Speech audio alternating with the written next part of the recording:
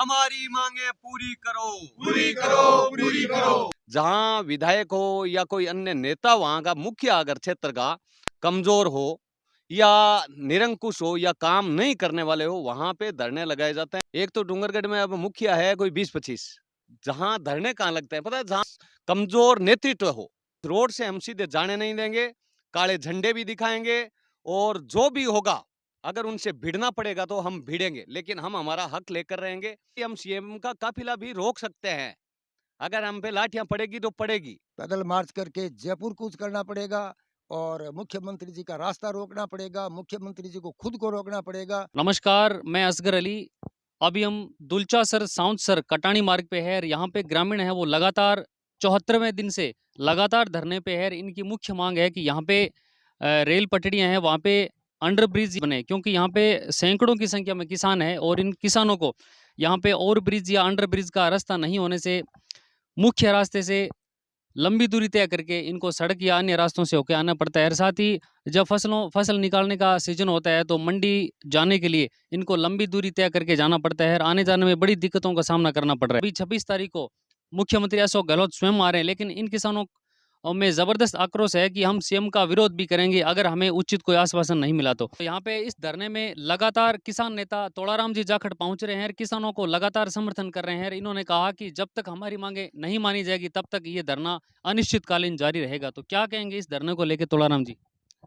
धरना 74वें दिन ये धरना चल रहा है। उससे पहले फ्लाईओवर को लेकर एक 48 दिन तक धरना चला, और उसमें भी वो भी अभी भी सरकार एक लेटर उनको जो देना था उससे वो मुकर रही है। अभी तक वो 1 दिन 2 दिन 1 दिन 2 दिन कर रहे हैं। एक श्री डूंगरगढ़ दुसारना कटानी मार्ग पर भी चल रहा है। ये दुलचासर साउंसर कटानी मार्ग पे भी ये धरना चल रहा है। अब ये सरकारें वादे तो लंबे-लंबे करती है, और जब बजट आया तो बजट में ये वाह-वाही लूटने में कमी नहीं रखते। और अब जब सीएम अपने ये चुनावी रैलियां ही समझो, ये आज अगर 26 तारीख को आ रहा है, 29 को आ रहा है, या बीकानेर, इनको बार-बार याद आ रहा है, हर संभाग, हर जिला, तो ये मानो कि ये पूरा का पूरा ये चुनावी रैली है, और लोगों को बरगलाने के लिए और लोगों को लॉलीपॉप पकड़ा कर जाने का इनके क्या है कि जो हमेशा से इनका रहा है एक नजरिया, वो ही चलना है। इनको क्या मतलब है किसान कहाँ बैठे हैं, क्योंकि इनके तो ये सरकार तब मानती है जब इनका कोई गला पकड़ने वाला हो, इनको गाड़ी से पकड़कर नीचे उतारने वाला हो, उनको यहाँ इस तरह कड़कड़ाती धूप में यहाँ पकड़कर यहाँ के प्रतिनिधियों को बिठाने वाले हों, ये नेता तब मानते हैं। अशोक गहलोत जब 26 तारीख को और 29 तारीख को आ रहे हैं, अगर इस थोड़े दिन बाद ऐसा करेंगे, हम इस रोड से, जयपुर रोड से कोई उड़कर आ जाएंगे तो हम वहां कोशिश करेंगे, वरना इस रोड से हम सीधे जाने नहीं देंगे। काले झंडे भी दिखाएंगे, और जो भी होगा अगर उनसे भिड़ना पड़ेगा तो हम भिड़ेंगे, लेकिन हम हमारा हक लेकर रहेंगे। हम कोई गलत मांग लेकर नहीं बैठे हैं, ये जायज मांग है। और जनता से मैं अपील करना चाहता हूं, नेता चाहे कोई हो, लॉलीपॉप लेना बंद कर दें, लेकिन हमारी ये मांग हम पूरी करवा कर रहेंगे।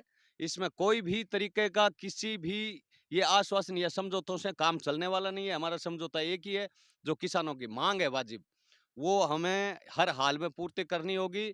और जहां धरने कहाँ लगते हैं पता है? जहां कमजोर नेतृत्व हो, प्रशासन तो चलाने वाला होना चाहिए। जहां विधायक हो या कोई अन्य नेता वहां का मुखिया अगर क्षेत्र का कमजोर हो या निरंकुश हो या काम नहीं करने वाले हो, वहां पे धरने लगाए जाते हैं, और वहां पे निर्णय नहीं निकलता। लंबे समय तक किसानों को कड़कड़ाती धूप में बैठा रहना पड़ता है।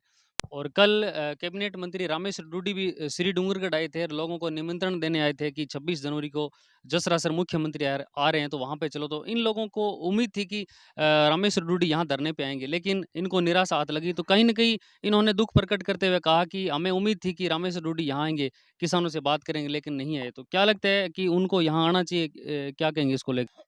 थोड़ी क्या है कि हमारे एक सिस्टम है कि जिम्मेदारी, अगर 20 लोगों ने यहाँ पर धरना दे दिया और 20 लोगों ने जिम्मेदारी ले रखी है, तो पूरा गांव या ये तालुका पूरा ये सोचता है कि यार अपन इस बात को क्यों उठाएं। भाई ये तो चलो वो उनको रखनी होगी तो वही बात रख देंगे, वरना अगर रामेश्वर जी डूडी गांव में आए हैं या डूंगरगढ़ में भी अगर मीटिंग हुई है, तो वहां बैठे हुए लोगों को, अपने भाइयों को, जो किसान भाई है, उनको सबको पता है 2 जगह धरना चल रहा है।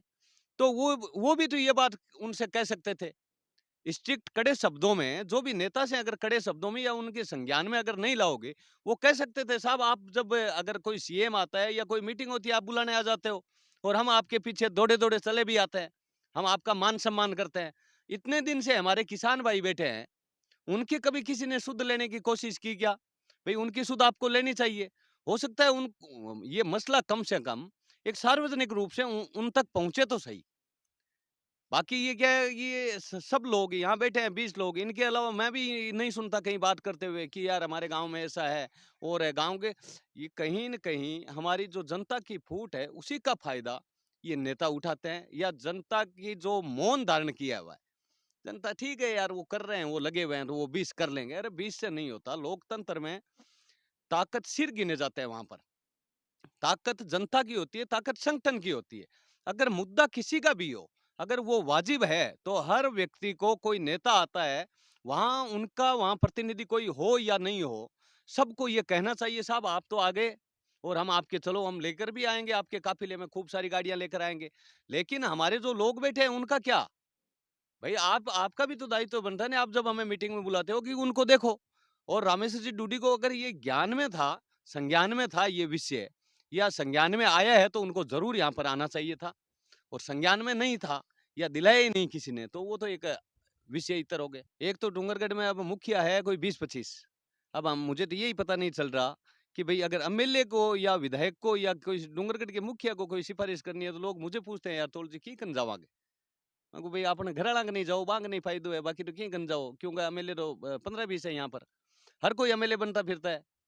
यहाँ तो मेरे तो ये सुनने में ये तक आता है कि भई कोई अगर उनके पीए या साथ रहने वाला है, वही कहता है कि मैं चाहूँगा तो ये काम होगा। अब पता नहीं किसके चाहने के से क्या होगा।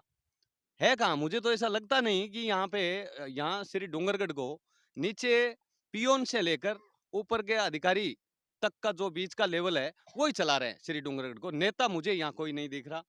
चाहे मैं किसी का भी नाम नहीं लेना चाहता, लेकिन मुझे नहीं नज़र आ रहा कि कोई नेता दबंगता से काम करवा सकता है। देख सकते हैं यहाँ पे जो रास्ता नहीं है लेकिन फिर भी लोगों को मजबूरी है कि यहाँ क्या पे करेंगे पटड़ी लोग? पार करके जाना पड़ रहा है जान जोखिम में डाल के। क्या करें? लोगों को तो अपने गाँव तक तो जाना ही है।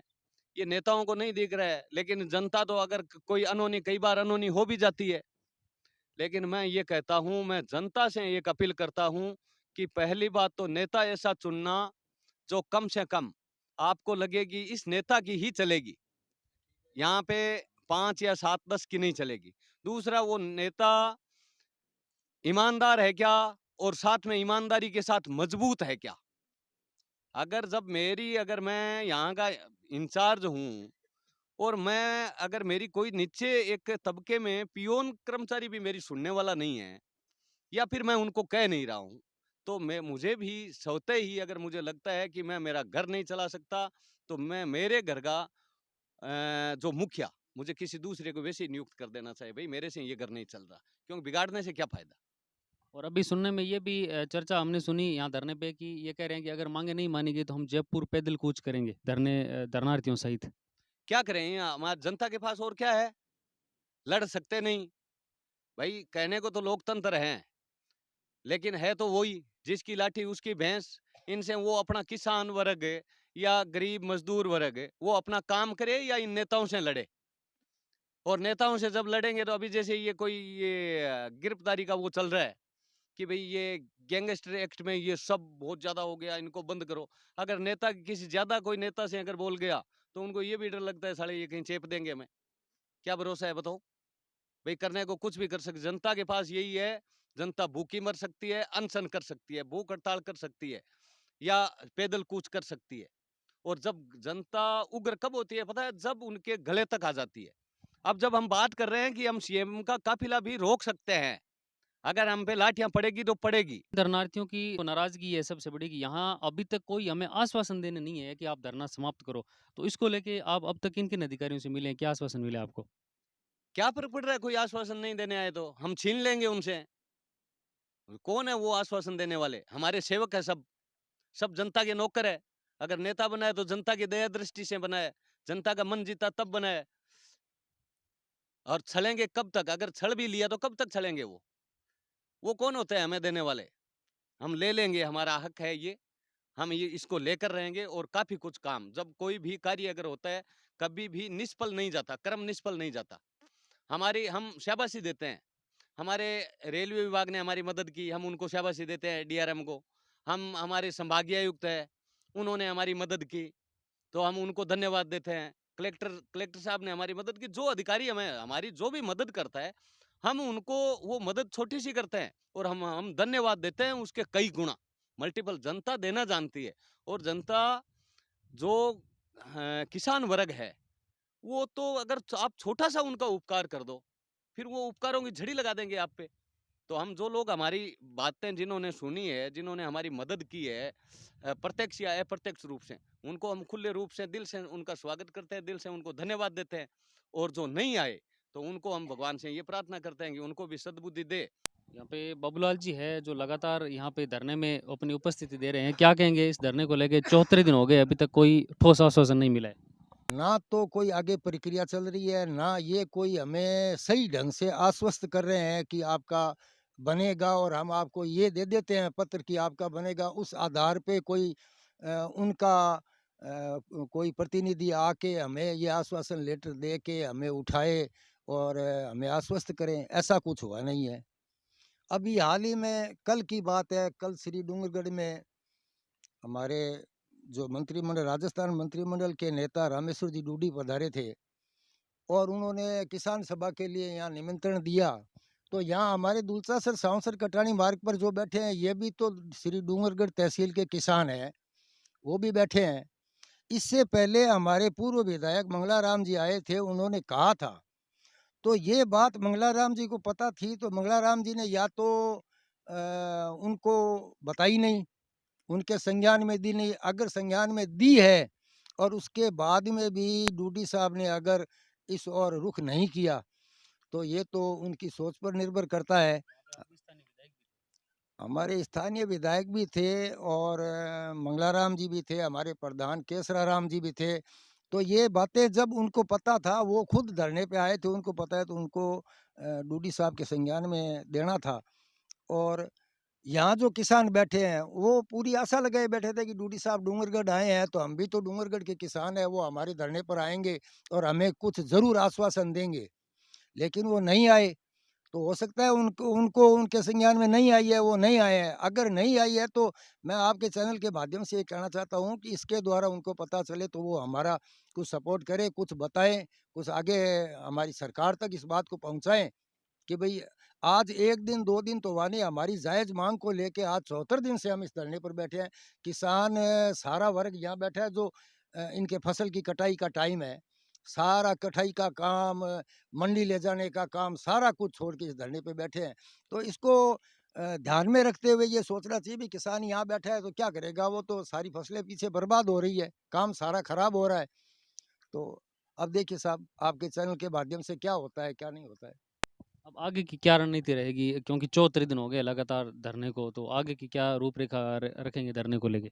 आगे की रणनीति तो साहब ये देखते हैं, 1-2 दिन में देखते हैं, आपके चैनल के माध्यम से ये बात पहुँचती है और हमारे पास अगर कोई जनप्रतिनिधि या प्रशासनिक कोई अधिकारी पहुँचते हैं और हमें आश्वस्त करते हैं, तो हमें ये लगेगा कि ये काम हो जाएगा, तो हम आश्वस्त होके इस धरने को एक बार स्थगित करेंगे। अगर ऐसा नहीं हुआ, तो माननीय मुख्यमंत्री जी 26 तारीख को, 29 तारीख को शायद डूंगरगढ़ आ रहे हैं, ऐसा सुना है। अगर आएँगे तो हम सरकार का पुरज़ोर विरोध करेंगे और हम ये कहते हैं कि अगर वो उसके बाद में भी नहीं, तो हम पैदल मार्च करेंगे। क्योंकि यहाँ पर समस्या ये है कि रेलवे लाइन ये ब्रॉडगेज होने के बाद में सिंगल लाइन आ गई, अब दोहरीकरण होगा इसका। और अभी लेटेस्ट में आप देखो कम से कम कितने पशु कट गए हैं, ये सामने पुख्ता सबूत पड़े हैं, इसके फोटो खींचे हुए हैं।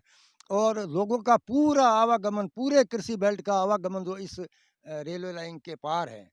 तो हम तो यही कहते हैं कि सरकार संज्ञान में ले और इस काम को कर देवे तो ठीक है, अन्यथा हमें पैदल मार्च करके जयपुर कूच करना पड़ेगा और मुख्यमंत्री जी का रास्ता रोकना पड़ेगा, मुख्यमंत्री जी को खुद को रोकना पड़ेगा। और हम मजबूर हो गए हैं, अगर वो नहीं मानेंगे तो हम उनका घेराव करेंगे। बहुत सारे लोग कह रहे हैं कि आपके स्थानीय विधायक जी चाहे तो ये काम जल्दी हो सकता है, क्योंकि वर्तमान सरकार के साथ उनकी काफ़ी नज़दीकियाँ मानी जाती है। देखिए साहब, हमारे जो वर्तमान विधायक हैं, उन्होंने विधानसभा में इस मुद्दे को रखा, विधानसभा पटल पे इसको रखा है। तो ये बात तो हमारी विधायक के संज्ञान में भी है और इस बात को सदन में रखा है, तो सदन में भी इस बात का संज्ञान लिया गया है। तो उसको ध्यान में रखते हुए मुख्यमंत्री जी को एक उनको करना कि उनको एक प्रस्ताव बना के भेजना है और उसपे अगर कोई कार्रवाई नहीं होती है तो हम करते रहेंगे, भागते रहेंगे, आपके द्वारा हम करवाते रहेंगे। लेकिन उनको प्रस्ताव तो राज्य सरकार को भेजना है। तो आप देख सकते हैं दुलचासर साउंसर कटानी मार्ग पे यहाँ पे अंडरब्रिज बनाने की मांग को लेकर लगातार 74वें दिन से लगातार यहाँ पे जो किसान है वो धरना दे रहे हैं। यहाँ पे किसान नेता तोलाराम जी जाखड़, बाबूलाल जी जाजड़ा सहित बड़ी संख्या में यहाँ पे रोजाना धरने पे किसान आ रहे हैं। यहाँ पे सैकड़ों की संख्या में किसान है, कृषि कुएं हैं, तो इनको अपनी फसलों को बाजार मंडी ले जाने में बड़ी दिक्कत होती है और मुख्य रास्ते से होकर जाना पड़ता है लंबी दूरी तय करके। तो यहाँ पे अगर अंडर ब्रिज बन जाए तो इनको समय और दूरी की काफ़ी बचत होगी। इन लोगों को पूरी उम्मीद है कि जो स्थानीय नेता, स्थानीय प्रशासन है वो हमारी बात सरकारों तक पहुंचाएंगे और हमारी मांग को पूरी करेंगे। साथ ही इन्होंने कहा कि अगर जल्दी मांगें नहीं मानी गई तो हम आगामी दिनों में मुख्यमंत्री का दौरा है तो उसका भी हम खुलकर विरोध करेंगे और हो सके तो जयपुर भी पैदल कूच करेंगे। उम्मीद करते हैं कि जो स्थानीय नेता, जनप्रतिनिधि है वो जल्द यहाँ का जो इनकी मांगे है वो आगे ध्यान आकर्षण करवाएंगे। हमारी मांगे पूरी करो, पूरी करो, पूरी करो। राज्य सरकार होश में आओ, होश में आओ, होश में आओ। अशोक गहलोत होश में आओ, होश में आओ, होश में आओ। पीडब्ल्यूडी विभाग होश में आओ, होश में आओ, होश में आओ।